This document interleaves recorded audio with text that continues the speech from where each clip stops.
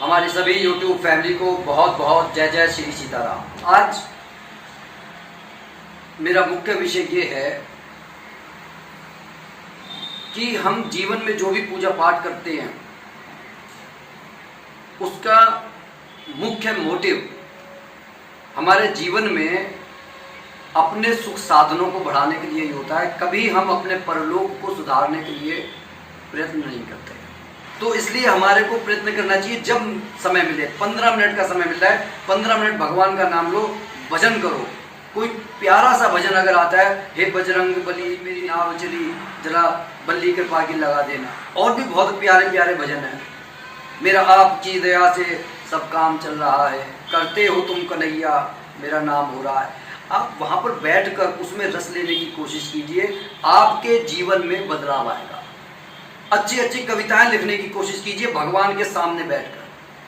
तो कहने का ये अर्थ है कि देखिए, दुनियादारी में सरवाइव करने के लिए जितना पैसे की जरूरत है उतना हमारे दिमाग को शांत रखने की भी जरूरत है। हर वक्त इतना उत्साह के साथ काम भी नहीं करना। आप 24 घंटे अगर इतना उतावले हैं कि मैं ये भी कर लूँ मैं वो भी कर लूँ, आप मतलब ऐसे हो जाएंगे बिल्कुल जैसे एक फ्रस्ट्रेटेड आदमी होता है। इसलिए कोशिश हमारे को, भगवान श्री कृष्ण भी कहते हैं कि सम रहिए, दुनियादारी के कामों को करते हुए भगवान का भजन करते हुए आप सुख की नींद भी लीजिए। इतनी ज्यादा नींद भी मत लीजिए कि उसके बाद में आलस से आ जाए, इतनी कम नींद भी मत लीजिए कि दिमाग थका थका सा महसूस करे, इतना ज्यादा दिमाग को भजन भी मत दीजिए कि उसके बाद में ये हैंग कर जाए। इससे इतना कम काम भी मत लीजिए कि इसे मतलब हर जगह माया मोह नजर आने लगे। क्योंकि सारी कहानी ये है कि इस संसार के सामानों का इस्तेमाल करके इस संसार में रहते हुए हमें भगवान का भजन सुमिरन इस तरीके से करना है जिस तरीके से एक फूल को अगर जल में डाल दिया जाए तो वो उसका कुछ नहीं लेता, उसके ऊपर तैरता रहता है। बिल्कुल उसी तरीके से हमें इस संसार में रहते हुए इस तरीके से रहना है कि भाई दुनिया पर हम बोझ ना बने। तो अगर आप इस तरीके से अपना जीवन बना सकते हैं, दुनियादारी में अपना कुछ कंट्रीब्यूशन दे सकते हैं तो आप दीजिए, क्योंकि अंत में सिर्फ और सिर्फ ये भजन सुमिरन काम आएगा। लेकिन जब तक इस संसार में रह रहे हैं तो हमारे पास पड़ोस के लोगों के अगर दुख में हम शरीक नहीं होते, क्योंकि देखिए सुख में तो हम शरीक होते ही होते हैं, कोई हमारे को निमंत्रण देकर जाएगा हम तुरंत पहुंच जाते हैं, तो दुख में तो बिना कहे शरीक होना चाहिए। तो क्योंकि हमारे को नहीं मालूम कि यहाँ इस संसार में हमारे को कितना जीवन काटना है, ये तो सिर्फ परमात्मा जानते हैं। लेकिन इसका ये अर्थ नहीं है कि हम जो है उसका नाम ना लें, उल्टे सीधे काम करें, उल्टा सीधा खाएं और उसके बाद में बीमार पड़ जाएं, फिर डॉक्टर के पास जाएं, बस हमारे जीवन में यही होता रहे, तो उसका कोई औचित्य नहीं है। अपने आप को स्वस्थ रखते हुए, जन कल्याण के काम करते हुए, भगवान के लिए, भगवान का नाम लेने के लिए हम जीवन जिएं, तो आप ये पाएंगे कि हमारे जीवन में आमूलचूल परिवर्तन हो रहा है और लोग उससे प्रभावित हो रहे हैं।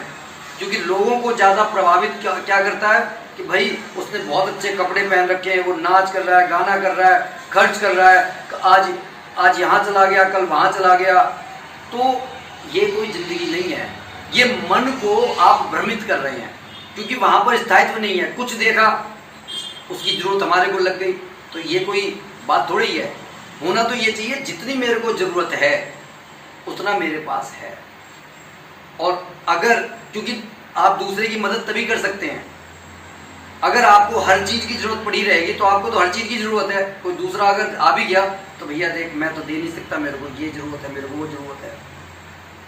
तो इस संसार में रहते हुए अपने स्वविवेक का इस्तेमाल करते हुए भजन सुमिरन को महत्व दीजिए।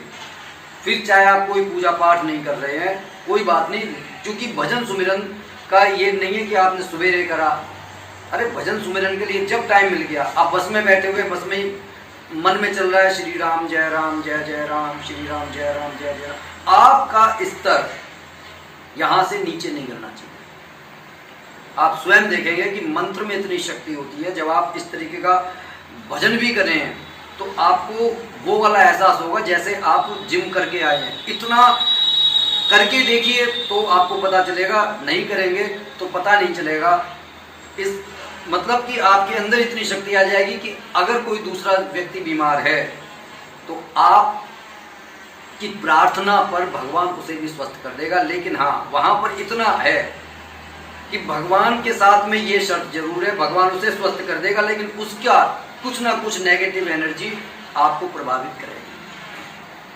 तो कैसी लगी ये वीडियो कमेंट करके जरूर बताइएगा, और जो कुछ कहा है उस पर थोड़ा सा अगर मंथन करेंगे तो आप पाएंगे कि आप अपने जीवन में बहुत परिवर्तन कर सकते हैं। इसी के साथ मैं अपनी वाणी को विराम दे रहा हूँ। बोलिए जय जय श्री सीताराम।